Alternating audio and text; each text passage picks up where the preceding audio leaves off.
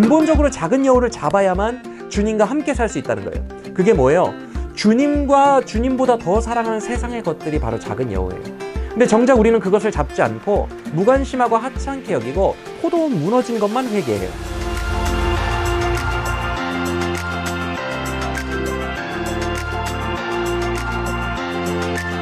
안녕하세요. 성경에 더 있다 장민웅 목사입니다. 우리가 지난 영상에서 2장 7절까지의 말씀을 살펴봤죠.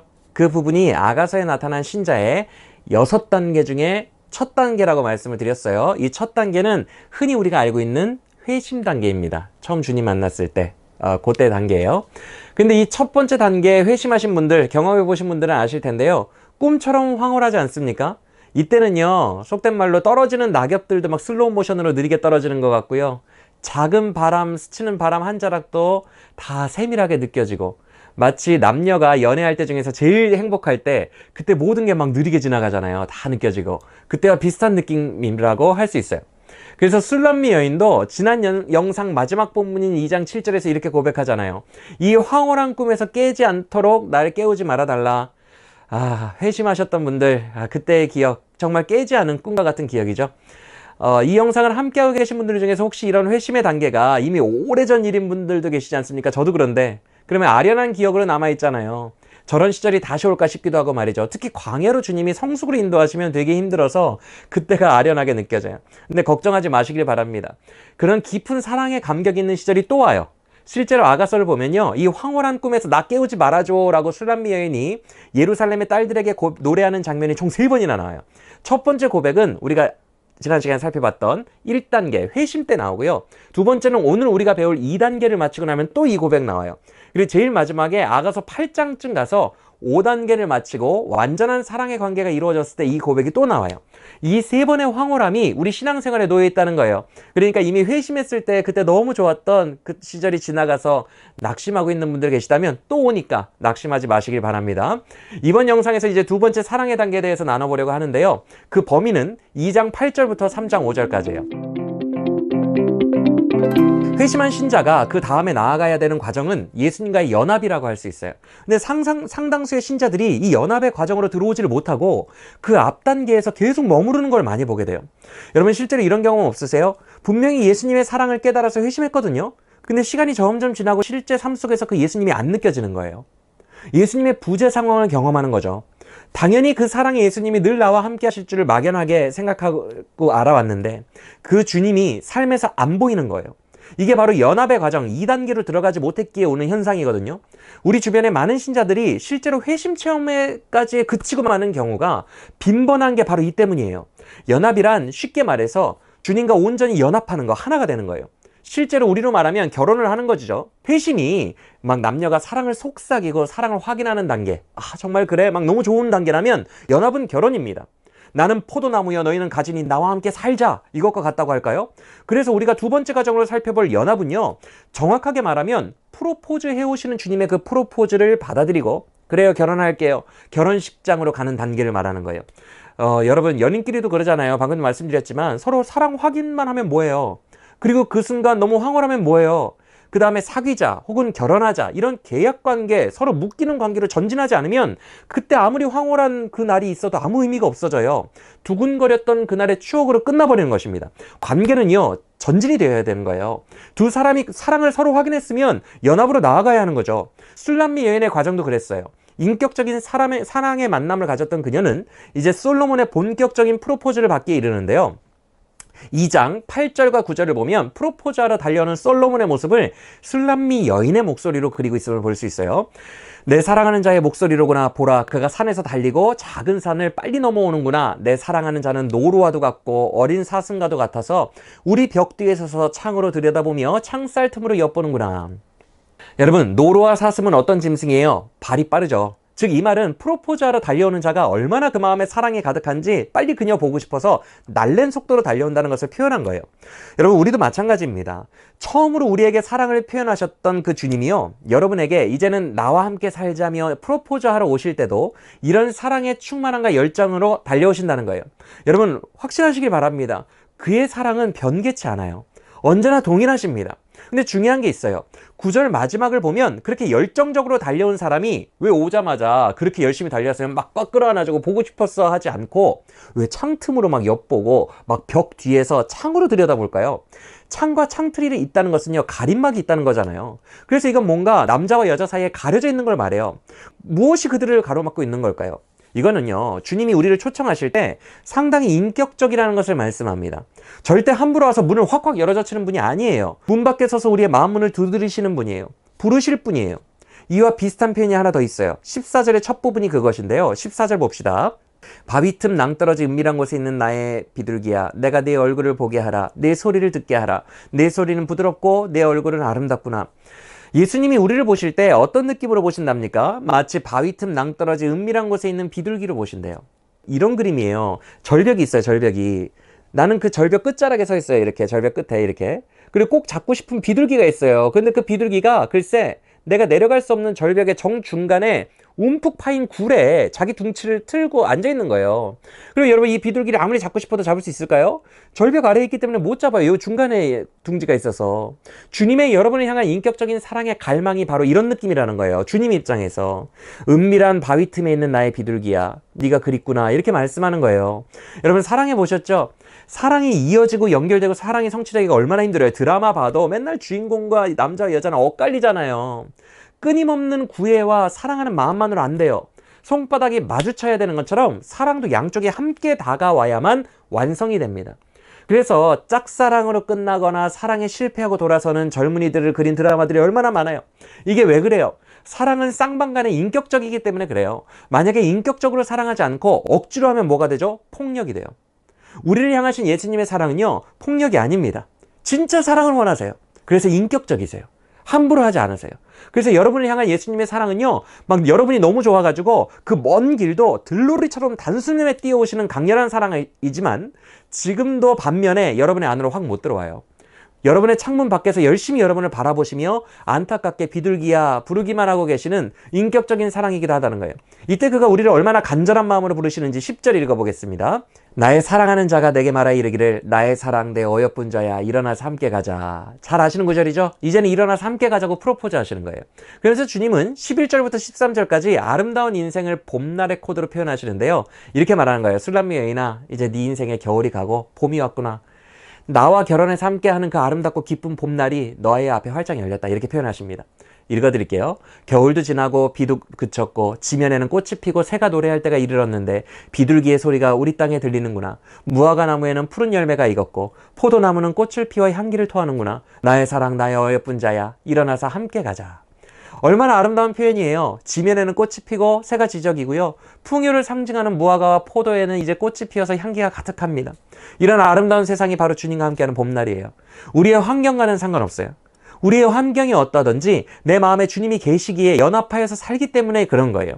초막이나 궁궐이나 내 주 예수 모신 곳이 그 어디나 하늘나라, 이 찬양과 같아요. 봄날이에요. 우리에게 참된 만족이 되는 거예요. 주님이 한 번 더 프로포즈 하시죠. 이렇게 봄날이 열렸으니까 이제 일어나서 나의 사랑 나의 어여쁜 자야, 나와 함께 가자 라고 말입니다. 근데 문제는요, 우리가 이렇게 좋은 프로포즈를 덥석 받아들이고 봄날의 인생을 살면 좋겠는데 그렇게 우리 쪽에서 응답하지 않는다는 거예요. 그러니까 주님께서는 노루처럼 달려왔는데도 창밖에서 계속 기웃거리시고 절벽 끝에 서서 그 안에 파고 들어가 있는 비둘기와 같은 우리를 계속 부르시기만 하는 거죠. 그렇다면 왜 이런 문제가 생길까? 왜 우리는 주님 쪽에서 이미 달려오셨건만 봄날을 살지 못하고 계속해서 추운 겨울의 삶을 살고 있을까요? 이제 그리스도 안에서 새 사람이 되었다고 했는데 왜 옛사람의 삶을 살고 있는 걸까요? 그 이유가 무엇 때문인지 15절 읽어볼게요. 우리를 위하여 여우, 곧 포도원을 허는 작은 여우를 잡으라. 우리의 포도원에 꽃이 피었습니다. 여기서 포도원은요, 주님과 우리만의 구원의 공간을 상징한다고 보시면 돼요. 사랑과 생명의 공간입니다. 근데 그 포도원에 이제 드디어 결실이 전에 꽃이 막 만발했다는 거예요. 근데 이 꽃을 다 따먹고 포도원을 허무는 녀석이 등장해요. 그 녀석이 뭐예요? 작은 여우죠.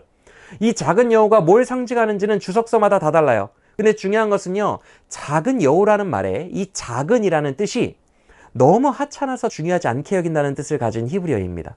즉 우리가 무심코 그냥 간과해버리고 지나가버릴 정도로 되게 작은 부분이라는 거예요. 근데 반대로 그 작은 녀석이 포도원을 헌다라고 할 때 이 헌다라는 표현은요, 완전히 멸망시키고 파괴시키다라는 뜻을 가지고 있어요. 즉 우리가 간과하고 무심코 지나가는 그 작은 부분이 주님과 우리의 관계를 상징하는 그 포도원 자체를 다 허물어 버린다는 거예요. 근데 우리는 그걸 잘 몰라요. 작은 여호의 정체는 잘 모르고 그가 파괴시키고 난 자리만 어라 확인하게 돼요. 꽃이 떨어지고 포도원 담이 무너져 있고 이런 것들이요. 파여 있고 이런 거예요. 이런 죄의 자리들만을 확인합니다. 현상들만 봐요. 근데 주님은 말씀하세요. 그 작은 여호를 잡아야 된다고 말입니다. 히브리어로 잡는다는 말은요, 완전히 포획하다라는 뜻을 가지고 있어요. 그렇다면 이 작은 여호는 대체 뭘까? 이 작은 여호는 바로 우리로 하여금 수많은 죄를 생산하게 하는 그 근본적인 녀석이에요. 바로 세상 사랑이에요. 우리가 왜 죄를 짓고 수많은 허물의 현상들을 경험합니까? 떨어진 꽃을 줍고 허물어진 담을 치운다고 되는 게 아니에요. 이게 현상을 놓고 회개하는 거거든요. 즉 죄를 지었을 때마다 요 현상을 놓고 피상적인 회개만 한다고 이거 다시 허물어진 거 다시 싸우면 뭐예요? 또 허물어지는데. 근본적으로 작은 여호를 잡아야만 주님과 함께 살 수 있다는 거예요. 그게 뭐예요? 주님과 주님보다 더 사랑하는 세상의 것들이 바로 작은 여호예요. 근데 정작 우리는 그것을 잡지 않고 무관심하고 하찮게 여기고 포도원 무너진 것만 회개해요. 그리고 어떻게 고백합니까? 17절과 같이 고백해요. 날이 저물고 밤이 오기 전에 나에게 와주세요. 이렇게만 고백해요. 계속해서 주님이 지금 주님이 나에게 와주셨어요. 문 밖에 창 밖에 계세요. 돌아와 주시면 뭐예요? 인격적인 그 창문 밖에서 서성이시는데요. 우리는 회심의 과정을 겪으면 막연하게 이런 기대를 해요. 아, 이제 회심했으니까 낮이나 밤이나 주님과 함께 지내겠지? 근데 주님은 나의 어두운 시절에, 즉 밤과 같은 때에 정작 나에게 안 오시네. 나 홀로 있는 거예요. 그래서 술람미 여인은 3장 1절부터 주님의 부재 상황을 경험합니다. 내가 밤에 침상에서 마음으로 사랑하는 자를 찾았노라. 찾아도 찾아내지 못하였노라. 혼자 있는 거예요. 밤에 침상에서 내 어두운 시절에 내 님을 찾았는데 당연히 회심하고 나와 함께 있을 줄 알았던 그분이 느껴지지 않는 거예요. 찾아도 못 찾는 거예요. 주님이 와서 날 데려가서 함께 살 줄 알았는데 내 마음은 아직 예수님이 좋은데 예수님이 안 느껴졌다는 거예요. 그래서 내 영혼은 마치 홀로 남겨진 외로운 밤과 같았다라고 말합니다. 여러분, 우리는 이걸 기억해야 돼요. 우리가 작은 여호를 방치하고 있는데도 예수님과의 연합, 그 화려한 봄날이 저절로 우리에게 올까요? 그 어디나 하늘나라. 이런 만족이 우리에게 올까요? 그렇지 않다는 것을 기억해야 됩니다. 우리가 회심 이후 주님의 부재 상황을 경험하는 이유는요, 이 작은 여호를 방치하고 간과하고 있기 때문이라는 거예요. 그래서 나는 주님과 회심 이후에도 계속 함께 할 줄 알았건만 우리에게 남은 건 뭐예요? 어두운 밤과 같은 인생길에 홀로 남겨진 것만 같은 외로움. 수많은 죄의 열매들로 인해 이곳저곳 파괴되어 있는 주님과 나의 포도원, 이것만 덩그러니 남아있게 되는 거예요. 그럼 우리는 어떻게 해야 될까? 간단합니다. 작은 여호를 잡고 이제는 주를 찾아 나서야 돼요. 손바닥이 마주치는 게 프로포즈를 받아들이는 거예요. 예전에 회심 단계는요, 마주치지는 않았어요. 그냥 일방적인 사랑의 부어짐이었어요. 어머, 솔로몬 왕 같은 분이 날 사랑하네. 너무 좋다. 그 사랑이 믿어지니까 그 사랑 안에서 서로 속삭이고 행복했어요. 이게 다예요. 회심 때는. 그런데 연합은요, 결혼이에요. 서로 책임지는 거예요. 서로 다가가는 거예요. 이 연합의 단계에서는 반드시 우리의 반응이 필요해요. 어떤 반응이요? 프로포즈를 받아는 드려야 될 거 아니에요. 내가 사랑했던 이 세상의 모든 것들보다 내 주님이 제일 소중하니까 당신이 내 남편입니다. 이거를 확정을 지어야죠. 그래서 술람미 여인은 3장 2절에서 침상을 박차고 일어나요. 그리고 그 밤에 주님을 찾아 나서요. 성을 열심히 돌아다니면서 밤새도록 주님을 찾아요. 간절함이죠. 3절을 보면 도시의 순찰자들이 밤에 있잖아요. 열심히 물어봐요. 내 주님을 헐떡이며 갈급하게 온 마음으로 막 찾아 헤매는 거예요. 2장 16절에서 술람미가 이렇게 고백합니다. 술람미 여인이 내 사랑하는 자는 내게 속하였고 나는 그에게 속하였도다. 이게 뭐예요? 즉 나는 그의 것이고 그는 나의 것이다. 이제 서로에게 속했다는, 묶였다는 결혼. 나는 그가 없이는 이제 살아도 사는 게 아니다. 이 간절함을 고백하는 거예요. 나는 있어도 주님이 곁에 없으면 나는 언제나 없습니다. 이 찬양 아시죠? 오직 예수님이 내 보물이고 나는 이 보물을 절대 포기할 수 없다는 그 고백. 그 마음으로 술람 여인은 일어나서 그를 다시 찾아 나선 거예요. 이게 바로 우리가 연합의 단계로 들어가기 위해 반응해야 할 유일한 일이에요.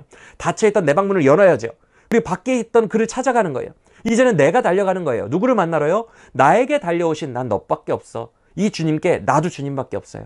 그러면서 사랑을 표현할 뿐만 아니라 연합의 관계로 원하고 달려가는 거예요. 간절히. 여러분들은 혹시 삶에서 이랬던 적 없으세요? 세상을 쫓아 살다 보니까 너무나 외롭고 공허하고 어둠만 가득해서 홀로 눈물 짓고 있는데 문득 이런 생각이 드는 거예요. 내 주 예수님 품이 좋아요. 주님이 보물이에요. 주님의 품에 있을 때가 그리워요. 이런 적 없으십니까? 바로 이런 마음을 말하는 거예요. 만약에 우리가 이런 마음으로 주를 간절히 찾으면요, 주님은 마치 우연처럼 다가와서 드라마처럼 우리를 만나주십니다. 오늘 본문 3장 4절에서 술람미 여인도 밤에 주를 찾고 찾다가 우연처럼 그를 만나요. 막 순찰자들에게 물어봤잖아요. 그들을 지나치자마자 사랑하는 내 님을 만났다라고 말씀하고 있어요.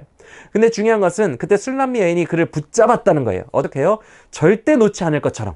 여기서 놓아주다라는 히브리어는요, 느슨하게 해서 약간 떨어지게 하다는 뜻을 가지고 있거든요. 즉 술람미 여인은 다시는 절대 주님을 놓지 않을 것처럼 온 힘을 다해 이제는 그를 꽉 잡고 있는 거예요. 우리가 주님이 가장 귀한 분임을 알았을 때 우리의 마음이 꼭 이래요. 다시 만난 주님의 이 임재, 와, 이 느낌, 그 주님을 다시는 놓기 싫어요. 주님이 내 인생의 최고예요. 다시 주님과 함께 있고 싶어요. 이렇게 말하는 거죠. 그런데 본문을 보면 술람미 여인이 언제까지 그렇게 님을 붙잡고 있냐면 내 엄마 방으로 그를 들이게 할 때까지 안 놓아줘요. 어머니의 방으로 들였다는 것은요, 드디어 그 남자의 프로포즈를 받아들였다는 것을 말해요. 여러분, 창세기에서 이삭이 들판 저 멀리에서 나오는 리브가를 처음 보자마자 그녀를 어떻게 했다 그래요? 어머니 사라의 장막으로 들여서 그곳에서 혼인을 올리고 합방을 합니다. 즉 찾아온 님을 어머니의 방으로 들였다는 것은요, 프로포즈 승낙하겠다는 거예요. 함께 살겠다는 거예요. 이제는 연합하겠노라고 결단했다는 거예요. 이게 바로 아가서가 말씀하는 두 번째 신자의 단계인 연합입니다. 이제 나도 주님 없이는 못 산다고 고백하며 그의 프로포즈를 받아들이는 거예요. 전심으로. 그리고 나서 술람미 여인이 5절에서 뭐라고 고백합니까? 예루살렘의 딸들아, 내가 노루와 들사슴을 두고 너희에게 부탁한다. 사랑하는 내 님이 원하기 전에는 나 깨우지 마라. 앞서 말씀했던 바로 그 고백 아닙니까? 1단계가 끝났을 때 이 고백했었죠. 너무 황홀해서 꿈에서 깨지 않길 원한다고. 이 고백이 진정한 연합을 이룬 후에 2단계가 끝난 다음에 또 온다는 거예요. 우리의 마음속에. 그 황홀함이 또 고백되어진다는 것입니다. 근데 3장에서의 이 고백이 그때 1단계 때 2장에서의 고백과 같은 수준의 고백일까요? 아닙니다. 2장에서의 고백은요, 말 그대로 은혜 체험, 첫사랑 체험 때의 고백이에요.